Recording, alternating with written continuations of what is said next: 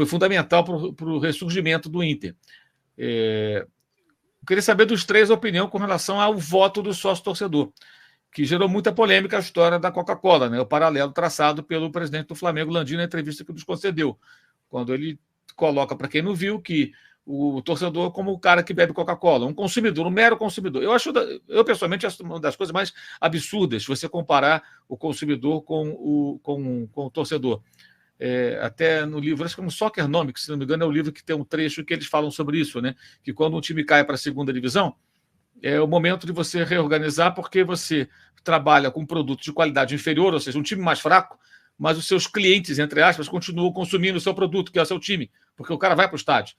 A torcida do Santos vai continuar indo nos jogos do Santos. Vai fazer o quê? Vai largar o Santos? Não vai. Como toda a torcida de um time que vai rebaixado para a segunda divisão ou para outra divisão. Enfim, eu queria saber de vocês o que vocês pensam com relação ao voto do sócio-torcedor. Ele usa um argumento de que o sócio é mais distante, pode votar em alguém que tem um discurso populista. Bem, eu já vi o sócio do Flamengo eleger todo tipo de dirigente, dos piores possíveis, né, que colocaram o Flamengo com a maior dívida do futebol brasileiro, uma dívida de quase 800 milhões, na época que o Valim, até o Landim junto, né, o Valim, o Landim, esse pessoal todo que está lá, o Bandeira chegou depois, tem gente que acha que o Bandeira que criou aquilo tudo, mas enfim, aí é desinformação, fazer o quê? Aquilo corrigido hoje daria uns 2 bi. Imagina hoje um clube devendo 2 bilhões. Né? Acho que nem o Corinthians deve isso. Talvez deva, que o estádio do Corinthians não sabe qual é o tamanho da dívida. A dívida do clube é de quase 1 bilhão, e mais o estádio. Mas aí é um rolo sem fim, difícil de explicar. Queria saber o que vocês pensam a respeito do voto do sócio-torcedor e dessa questão da Coca-Cola. Né? A comparação, para mim, muito infeliz entre um consumidor de um produto, a Coca-Cola, qualquer um outro, com um torcedor, que é uma relação diferente da minha visão. Queria que vocês falassem sobre isso, que é uma pergunta que muita gente está fazendo aqui no chat. Walter. A visão do Landim, né, hoje, do que é o Flamengo hoje, na cabeça dele, é um clube comandado pelos atuais sócios proprietários e jamais vai mudar essa quantidade de sócios proprietários, porque ele diz claramente que é contra a ampliação do quadro social. Né? Só quem está lá dentro atualmente é quem tem direito de mandar no Flamengo. O que é uma visão extremamente curiosa vindo dele, porque se 15 anos atrás, né, as pessoas que estavam lá pensassem como ele, que o Flamengo jamais deveria se ampliar, que o Flamengo jamais deveria admitir novos sócios e que o Flamengo jamais permitiria que novas pessoas entrassem na sua associação para oxigenar o quadro social, ele não seria presidente, Valim não estaria aqui, eu não estaria aqui, porque nós não éramos sócios. Nós não éramos sócios. Ricardo já era, né? Mas nós não éramos, nós nos associamos ao Flamengo, todos nós, eu, ele, Valim, e de centenas, milhares, aliás, de outras pessoas se associaram ao Flamengo porque a gente sentia que a gente precisava oxigenar aquele quadro societário ali, a gente precisava trazer sangue novo, a gente precisava trazer ideias novas, né? E a gente imaginava, quando fez isso, que isso seria um processo contínuo, que cada vez mais a gente teria novas e novas pessoas ingressando no quadro social e trazendo novas ideias. Infelizmente, hoje, né, o Landim, depois que se tornou presidente, se aliou a essa velha guarda lá do Flamengo, né, das gestões anteriores, essas gestões, né, de pessoas que estão lá, que frequentam a sede, etc., que foram essas pessoas que causaram a ruína do Flamengo, que causaram eleita lá pelos sócios proprietários e tal, causaram a ruína que o Flamengo caminhava a passos largos para uma situação de quase insolvência, né, e foi salvo pela unidade da nação rubro-negra que pegou o clube nas costas e o reergueu. Né? Eu, evidentemente, defendo amplamente.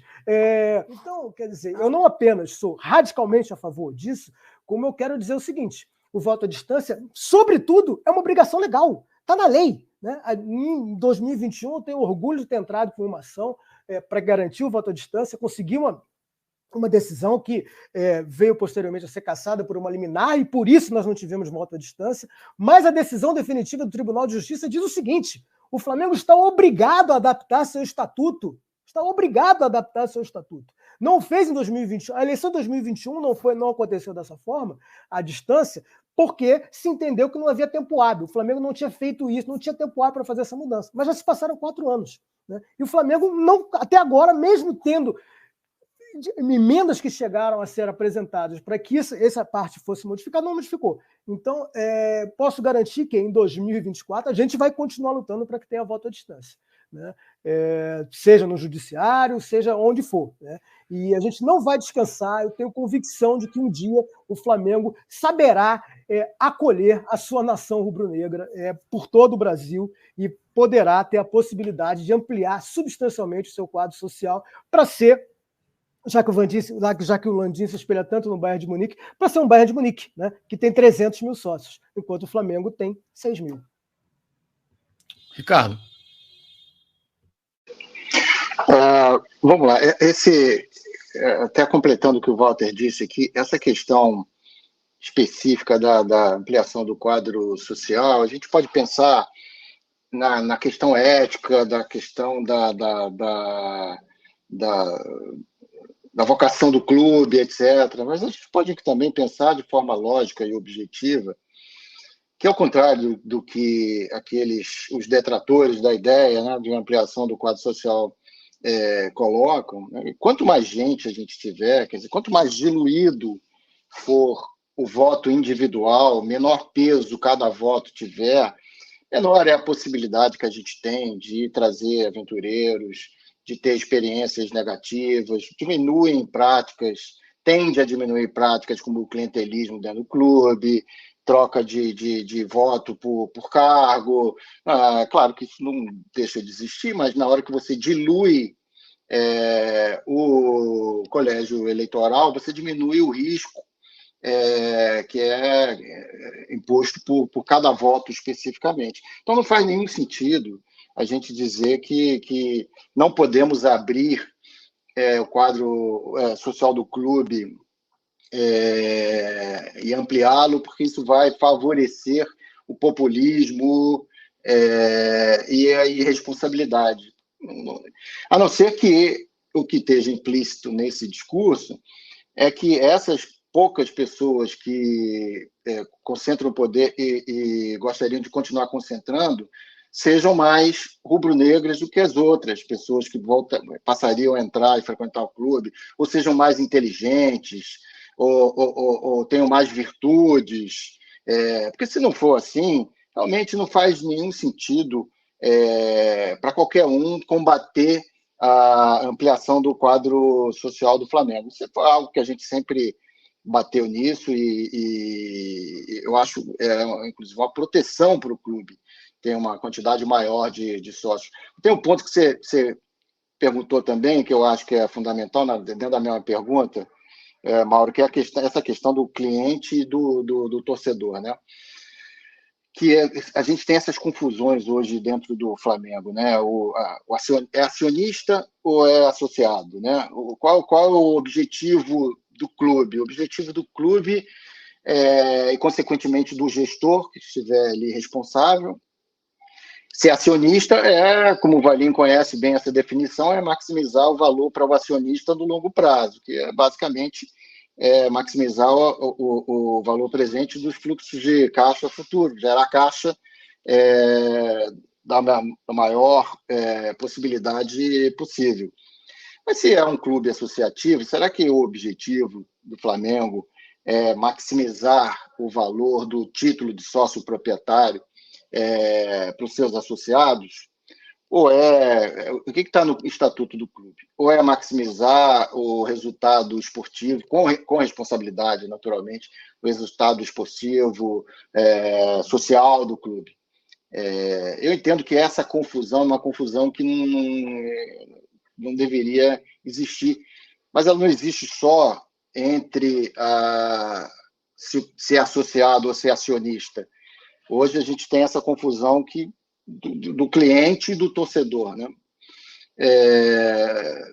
Claro que todo torcedor precisa ser tratado como cliente também. Se a gente voltar atrás no tempo, a gente lembra como os clubes tratavam os seus torcedores em termos de produto. O Maracanã antigo tinha coisas fantásticas, mas tinha coisas terríveis também, né, Mauro? O que aconteceu no acidente lá na final do Brasileiro, que tanta gente morreu. Se você quisesse ir a um banheiro no Maracanã no intervalo, era uma coisa terrível. Então, a partir do final da década de 80, década de 90, você começa a ter um movimento no Brasil. A gente teve um expoente dentro do Flamengo, que era o João Henrique Areias, que dizia, não, esse cara também é consumidor. Ele precisa ser respeitado, ele tem direito de ter um produto bom, com um bom custo-benefício. Ele está pagando, ele é um consumidor. Só que ele não é só um consumidor. A gente não pode sair de um extremo para o outro. A gente não pode sair do torcedor sendo tratado como gado para ser tratado apenas como um consumidor, porque ele não é um consumidor. A natureza da relação que ele tem com a marca do clube, eu estou falando do Flamengo, mas obviamente isso se aplica a todos os clubes. E a gente tem um grande problema hoje, que também não é só do Flamengo, que é criar produtos, e as pessoas que criam produtos hoje, elas têm essa percepção de que elas estão tratando com consumidores. Não é verdade. A gente precisa entender e ter produtos e serviços entendendo essas duas dimensões. Eu preciso satisfazer e preciso entregar ao torcedor, satisfazê-lo como consumidor, mas satisfazê-lo também em termos da relação afetiva que ele tem com o clube. Se a gente não entender isso, sempre vai ficar faltando um pedaço no que a gente entrega. A própria política de precificação de ingresso hoje no Maracanã mostra isso. A gente não tem esse entendimento. E às vezes eu sinto que o presidente tem essa dificuldade de entender que não é só um consumidor, que aquilo ali não é como os consumidores da BR Distribuidora, da qual ele foi presidente. E não tem problema nenhum, Mauro, ele não entender isso. O presidente de qualquer empresa, ele não é obrigado a entender de tudo. Ainda mais de uma instituição como o Flamengo, onde o presidente é um voluntário, ele não é obrigado a entender, a saber tudo de finanças, tudo de marketing, tudo de futebol. Não há essa necessidade.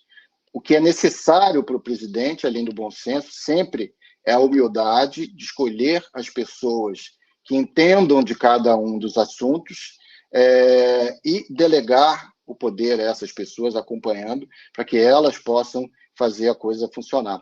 E isso eu vejo grande dificuldade hoje no Flamengo, essa humildade, eu não vejo realmente se manifestar. Deixa eu só fazer um comentário aqui, Ricardo, em cima do que você falou, quebrando um pouco aqui o protocolo. Eu posso concordar com tudo isso aí, de que, de fato, o presidente não tem obrigação nenhuma de saber de tudo. Mas uma coisa o presidente tem obrigação de saber. Torcer para o Flamengo é muito diferente de gostar de tomar Coca-Cola. Muito diferente. Muito. A pessoa que preside o Flamengo e não tem a dimensão de compreender o que esse clube representa para o seu torcedor, que é muito mais do que uma garrafa de Coca-Cola, infelizmente não tem condições de estar à frente do Flamengo. Essa frase, para mim, é um divisor de águas. Essa frase do Landim, que o Landim deu para o Mauro, é um divisor de águas. Não é torcer para o Flamengo, não é a mesma coisa que gostar de tomar Coca-Cola. Digamos que ninguém faz tatuagem de Coca-Cola, eu desconheço, né? Talvez a gente possa percorrer os estúdios de tatuagem pelo Brasil e perguntar ao tatuador, amigo, quantas tatuagens de Coca-Cola, Pepsi, Guaraná, marca de cerveja? Talvez algum maluco tenha feito, mas não é muito comum, né? É bem diferente, né? A gente às vezes se depara com esse tipo de comparação, né? Eu já ouvi, por exemplo, de pessoas, não, mas você trabalha na empresa tal, eu jamais faria tatuagem da empresa para qual eu trabalho. Agora, eu tenho tatuagem do Flamengo, porque eu sou Flamengo. E é diferente, a relação é completamente outra. Eu aprendi esse Flamengo com meu pai, frequentando jogos de futebol e torcendo pelo Flamengo. E como jornalista, faço o meu trabalho e continuo sendo rubro-negro. É completamente diferente, não tem como comparar. É realmente eu achei também um paralelo extremamente infeliz. Até porque é aquela coisa, né? O torcedor, a Coca-Cola, se mudar de sabor, o cara de repente vai beber outra coisa. Né? Ou se o médico disser que não pode, ele para. Agora, se o médico falar para o torcedor, você não pode mais torcer para o Flamengo, que faz mal ao seu coração, está arriscado o cara morrer do coração, mas ele vai continuar torcendo pelo Flamengo. É completamente diferente, não tem o menor cabimento. Concordo que tem esse viés de cliente, né? Porque você tem que atender bem as pessoas, tem que oferecer algo interessante. Concordo, faz parte. Mas ele não é só cliente, ele é muito mais do que isso, né? Ele é um apaixonado. O cara é um louco, é um maluco, ele ama aquilo ali. Ninguém acha que ama um produto, como o sujeito ama um time de futebol. Enfim. Valim, sua opinião, você é a favor do voto do sócio-torcedor? O Mauro, antes eu queria só 2 comentários. Se o médico mandar parar de torcer o Flamengo, é mais fácil trocar de médico, tá? Aí, esse é o primeiro ponto. Segundo, fazendo um limão a limonada, vamos botar Coca-Cola para ser o naming right do estádio, pô. Acho que seria legal, não pensou? Aí os torcedores vão beber Coca-Cola no estádio do Flamengo com o name right Coca-Cola Arena. Tirando brincadeiras à parte, eu sou assim totalmente favorável a que a gente possa ter um quadro societário, né? Associativo maior. Hoje a gente tem essa possibilidade, mas eu vou explicar por que não acontece. Então a gente tem lá o sócio off-Rio e até o sócio contribuinte. Se você entrar hoje na página do Flamengo, você pode comprar o título patrimonial. Quem mora no Rio pode ser sócio contribuinte. E quem mora fora do Rio pode ser sócio off-Rio. Só que está limitado em 1.000 pessoas e hoje tem menos de 300 pessoas. Por que eu acho que isso acontece? E aí as pessoas lá dentro, pô, mas tem 1.000 e só tem 290, sei lá, alguma coisa desse tipo. É porque não tem o voto online, o voto à distância. Essa faz toda a diferença para o cara se associar. Então, assim, se você der voto à distância for aprovado, e eu sou a favor do voto à distância, quer dizer, até para presidente da República do Brasil, o cara que mora na Austrália tem lá, vai lá e vota para presidente. Não tem problema nenhum em relação a isso. Então, se você abre o voto à distância, eu tenho certeza que o quadro associativo do Flamengo vai aumentar. Contribuintes off-Rio, principalmente, torcedores, não vão se associar como contribuintes off-Rio para poder participar das eleições, a gente poder ampliar o quadro associativo do clube. Então, assim, hoje é possível, obviamente, de novo, com voto à distância, eu tenho certeza que isso vai deslanchar. Concordo com o Ricardo de que quanto mais gente, menos a chance de você ter aventureiros, né? Porque aventureiros, quando você tem um grupo muito pequeno, as pessoas se combinam ali para poder continuar a perpetuar no poder, e como o Mauro bem disse, tivemos muitos aventureiros ao longo da história do Flamengo que levaram, uns, coitados, não tiveram culpa, mas outros certamente tiveram bastante culpa em levar o Flamengo naquela situação horrorosa que a gente encontrou em 2012. E é importante também você trazer novos associados, porque você precisa arejar o quadro associativo, trazer novas pessoas, como o Walter mencionou, em 2012, Walter, eu sou sócio desde 75, tá? Vou ser revido daqui a 2 anos. Então, não foi naquela 2012, não. Parei de pagar um tempinho por causa da venda do Bebeto, tudo teve aquela confusão toda, mas desde 75 eu sou sócio. Mas, assim, é importante você trazer novos sócios, né? E que sejam sócios off-Rio, que não precisa vir aqui votar, mas o cara vai estar lá participando de alguma maneira na escolha dos futuros comandantes do clube, né? E eu sou a favor mais ainda, né, de trazer essas pessoas para dentro do clube. O Flamengo precisa arejar, trazer novas ideias, novas contribuições de pessoas que estão fora do clube, querem e nunca tiveram oportunidade de estar dentro do clube de alguma maneira, né, como uma comissão ou como uma vice-presidência, algum ponto. Pessoas que não querem nada do Flamengo, só querem ajudar. Tem um monte me procuram, pessoas super qualificadas, e a gente precisa trazer essas pessoas para dentro do clube, assim como a gente precisa trazer novos sócios e os sócios contribuintes off-Rio. Tenho certeza que o dia que tiver voto à distância, eles vão vir, e a gente tem que tirar essa barreira de 1.000 também. Eu acho que é importante a gente, quanto mais sócio. Aí sim, você vai ter um clube muito mais democrático. Obviamente, o sócio proprietário, qual a vantagem do sócio proprietário? Se um dia, não sei o quê, o clube for vendido, não sei o quê, o sócio proprietário é que vai participar vai receber esses recursos. Mas os sócios contribuintes, o sócio patrimonial também, todos podem entrar, e eu acho que devem entrar. Mas entrando com essa emenda aí de voto à distância, o voto que eu sou a favor e assinarei com prazer, eu acho que é a maneira da gente começar a trazer gente, principalmente off-Rio, não só do Brasil, mas do mundo inteiro, para poder se associar ao clube. E outra coisa, tem que também... muitas pessoas que eu conheço, que moram fora do Brasil, não conseguem fazer pagamento de sócio-torcedor, de não sei o quê, porque não sei como o cartão de crédito não funciona.